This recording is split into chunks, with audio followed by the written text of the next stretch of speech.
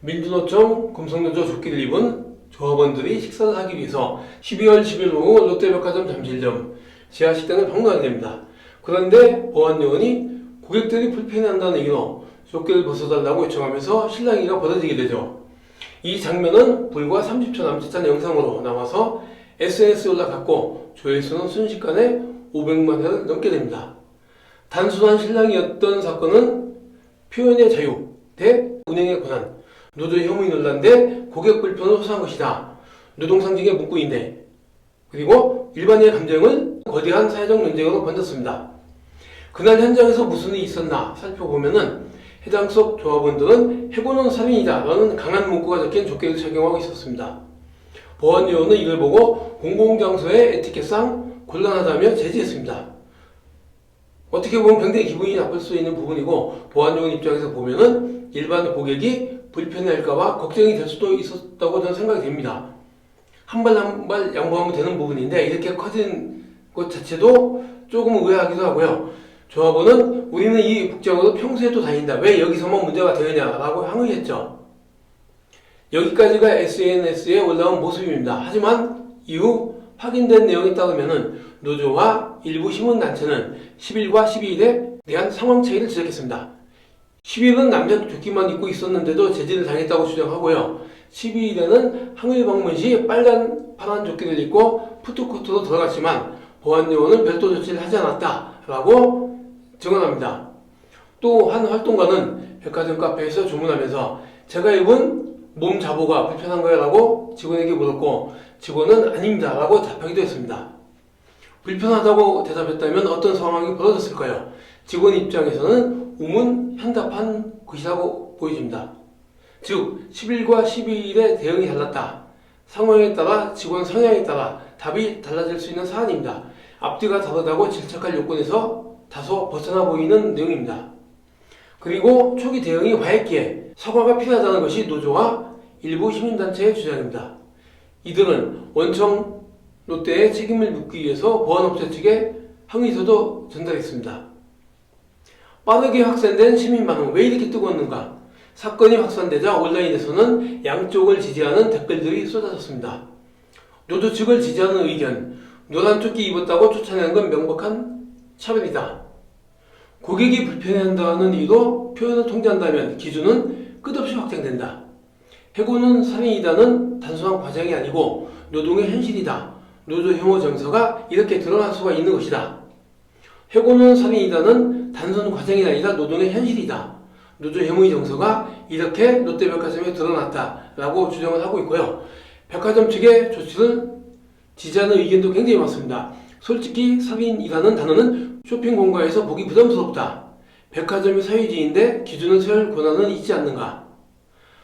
확성기 시위 문화 때문에 이미 피로감이 굉장히 쌓인다. 표현의 자유도 좋지만 남에게 불편해주는 것은 선을 지켜야 한다.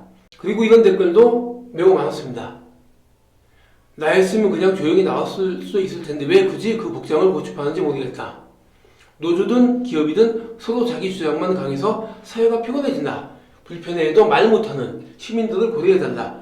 내가 고객이고 나는 그런 분위기 때문에 갔는데 내 분위기를 해친다 등의 침묵을 동의로 오해하지 말라라는 표현도 많습니다. 라는 문구가 주는 실제적인 감정을 보면은 이 사안의 핵심 중 하나는 조끼에 적혀있는 그 문구입니다. 해고는 살인이다. 노동계에서는 오래된 상징이자 구호입니다. 그러나 일반 고객에게는 전혀 다른 의미로 다가올 수 있습니다. 쇼핑하러 왔는데 살인이라는 단어가 눈앞에 보이는 순간의 당혹감, 내 아이가 그 문구를 보고 무슨 뜻이야 라고 묻는 부담감, 사회 갈등이 나의 일상 공간으로 들어오는 조치하는 기분, 이건 단순히 노조를 싫어해서가 아니라 문구 자체가 주는 감정의 강도 때문입니다. 물론 노조에게는 이것이 그들의 절박함을 표현하는 상징이죠. 하지만 일반 시민에게는 불편함으로 다가올 수 있습니다. 그렇다면 어디까지가 표현의 자유인가? 여기서 이런 비유가 등장합니다. 수영선수들이 단체로 수영복 차림으로 백화점 푸드코트를 돌아다닌다면 그것도 표현의 자유인가요? 대부분의 사람은 아니 그건 좀 이라고 반응하죠. 노란 조끼를 수영복과 동일선상에 놓자는 건 아닙니다. 다만 모든 표현이 모든 공간에서 허용되는가를 묻는 것입니다. 그리고 또 하나 중요한 지점이 있습니다. 일반 고객들은 어떤 복장이나 문구가 거슬려도 직원에게 가서 이 사람을 제지해 주세요라고 하지 않습니다. 대부분은 그저 속으로 삼키고 눈 딱 감고 지나갑니다. 말하지 않을 뿐이지 불편함이 사라지는 건 아닙니다. 이런 감정이 쌓이면 왜 내가 항상 참아야 하지? 라는 피로감으로 이어지죠. 또 하나의 중요한 맥락은 한국 사회에서 오랫동안 이어진 확성기 시위 문화에 대한 피로감입니다. 많은 시민들은 아침부터 저녁까지 울리는 큰 소리에 이미 지쳐 있습니다. 그래서 일부 시민들은 좋기만 봐도 또 시위인가 하고 반사적으로 피로감을 느끼기도 합니다. 이는 노동자들의 권리를 주장하지 않아서가 아니라 일상 속에 반복된 경험 때문에 생긴 인식의 피로입니다. 즉 이번 사건의 반감도 순수하게 조끼 자체가 아니라 한국 사회 전체에 누적된 소음, 시위, 피로감에서 비롯된 측면이 있습니다. 나는 좀 편하게 분위기 있는 데 와서 식사를 하고 싶었는데 그런 살인이라는 문구를 보는 순간에 내 기분은 상할 수가 있는 것이죠. 그렇다고 노조의 주장도 무시할 수는 없습니다. 노조는 이렇게 말합니다. 우리가 조용히 하면 누구도 우리의 고통을 보지 않는다. 그리고 실제로 12일 항의 방문 시에는 빨간, 파란 조끼를 입고 푸드코트에 들어갔지만 어떤 제지도 받지 않았다는 점을 강조합니다. 이는 10일 당시 보안요원의 대응이 일관된 기준이 아니라 개인적 판단에 의존한 대응이었다는 근거로 제시합니다. 노조와 시민단체는 이를 은연중 내포된 노조 혐의의 결과라고 봅니다. 누가 감히 제재할 수 있겠어요? 비교 대상은 아닌 듯합니다. 롯데백화점의 공식 입장은 문제는 태도가 아니라 기준입니다. 롯데백화점 측은 이렇게 밝혔습니다. 고객 복장에 대한 명확한 기준은 없었다. 직원이 현장에서 즉석 판단을 하다 보니 과한 제지가 나왔다. 노조에 공식 사과를 하겠다.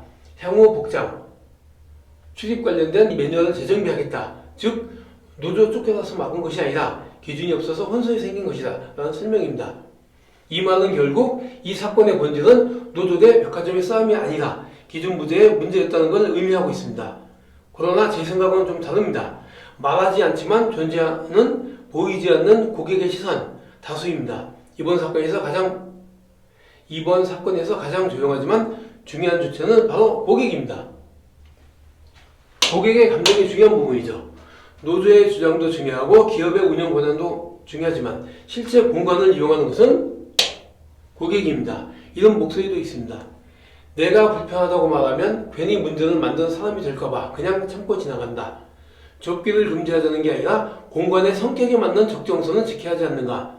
전 국민을 교육시킬 수는 없다. 강한 문구는 분명 다수에게 부담스럽다. 이건 노조를 비난하는 말이 아니라 고객의 실제 감정을 말하는 목소리입니다. 문제는 그 감정이 그동안 정책에도 기준에도 제도에도 거의 반영되지 않았다는 데 있습니다.